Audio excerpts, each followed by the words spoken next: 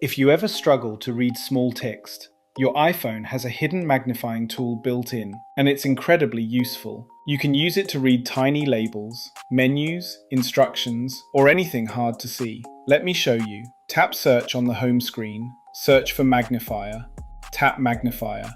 That's it. The magnifier opens instantly. Your camera becomes a digital magnifying glass. Now point it at small text. Use the slider at the bottom to zoom in. You can even freeze the image, so it's easier to read. And here's something most people don't know. Tap Settings, and under Other Controls, tap on the plus next to the torch control. Now select the yellow tick. Now you can tap the flashlight icon. This helps in low light. You can also adjust brightness, contrast, and filters, assuming you add those also from the Settings Other Controls menu, which makes text much easier to see. Perfect for whenever you come across tiny text. Now your iPhone becomes a powerful reading tool. Most people never use this feature because they do not know about it, but you now know.